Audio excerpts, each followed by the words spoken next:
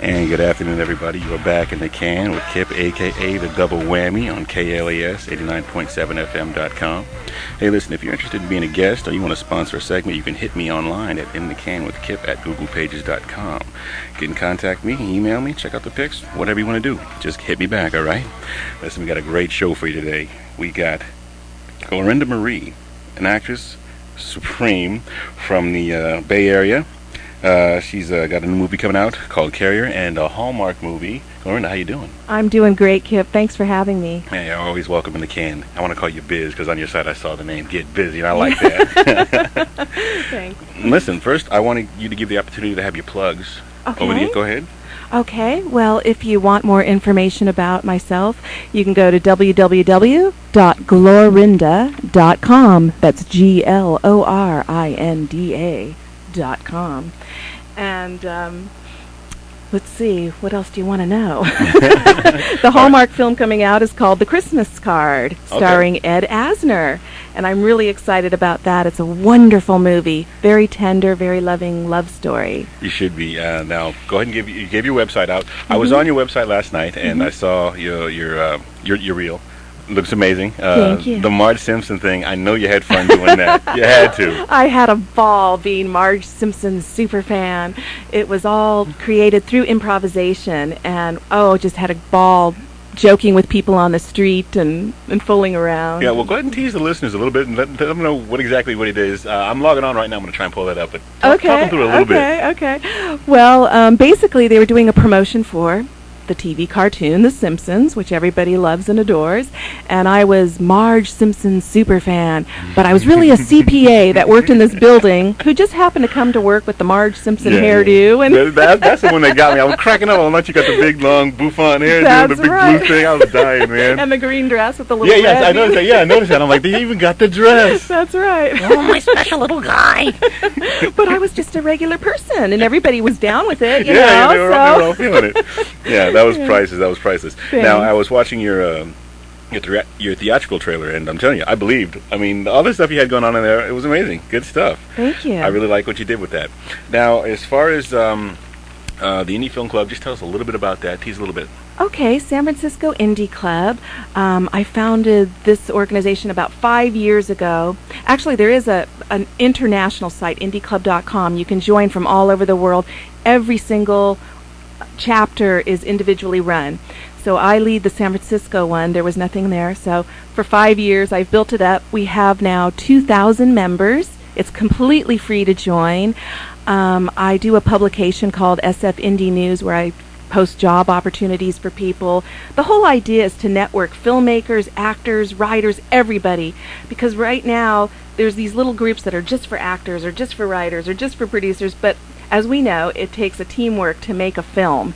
And right. I think it's important if we can collaborate together, and that's what we do. Well, you're doing a good job, and I know it's working because that's how we came to know each other, and it happened lightning fast. What was it, maybe 3-4 days ago? 4 days ago, that's Bam, right. and she's in the can. Magic. Yeah. Now, listen, I'm looking at your resume, and it's longer than my arm, and you're a very accomplished actress. How long have you been acting, and what do you love about it so much? Okay, well, really, I think I was born to act. And by the time I was in 8th grade, I wrote, directed, and produced my 8th grade play and starred in it, of course. Nice. Yeah. But I didn't really take it professionally until about 10 years ago.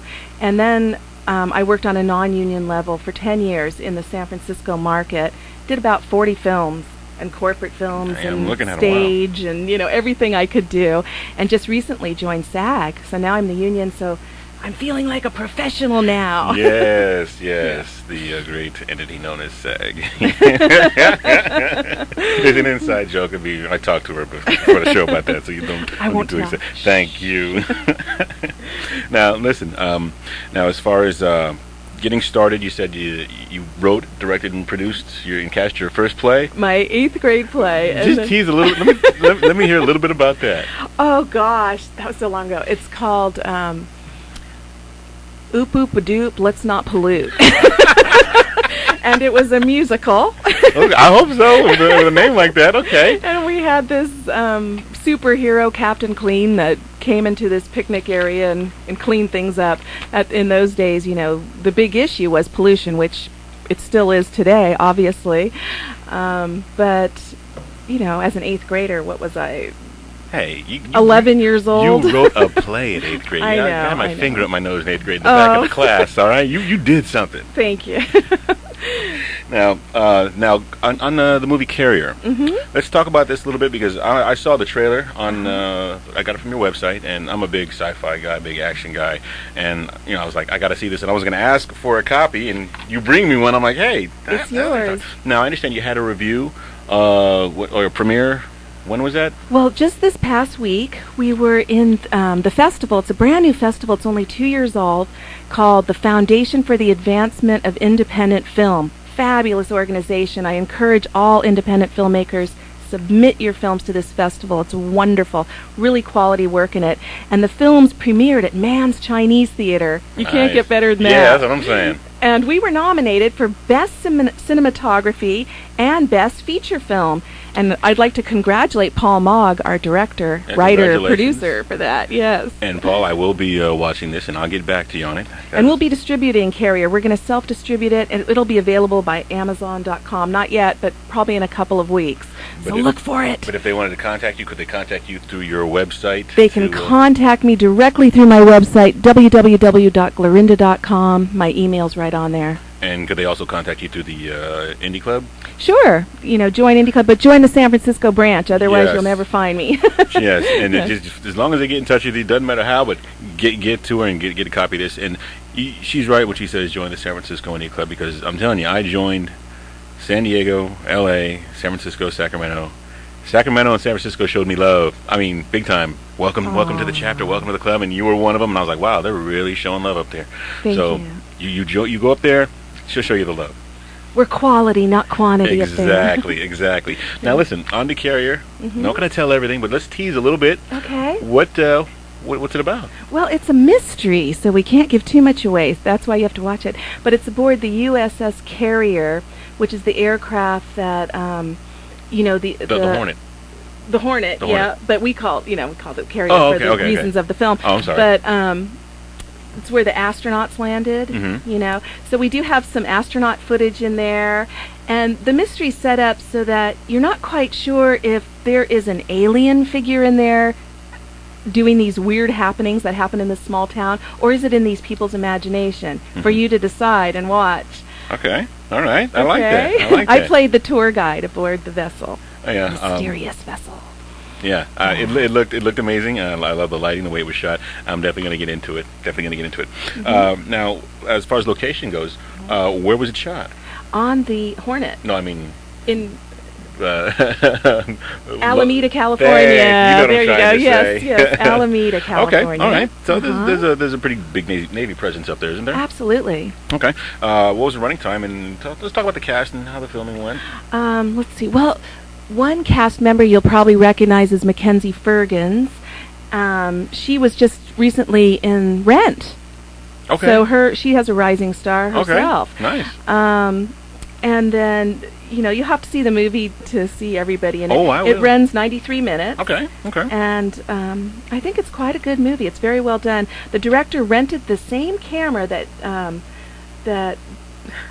I'm sorry, it's all right. George Lucas used for Star Wars, the high-def camera. So he invested in really good quality camera, and it shows. You know what, man? If I could get the same camera George Lucas used, I would have insured it to the hilt and said, I lost it, man. I don't know what happened to it.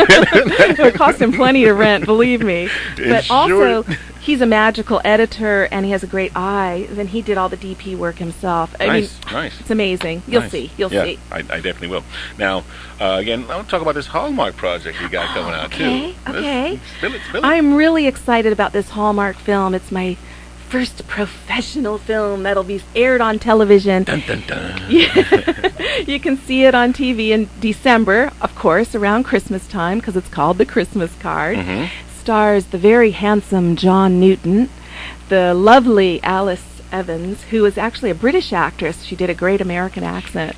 Wonderful lady. And, of course, the fabulous Ed Asner. Mr. Grant, you know. It's just a wonderful movie, very heartwarming. You know, Hallmark films. Yeah, yeah. They're family orientated. There's nothing bawdy or crude in it.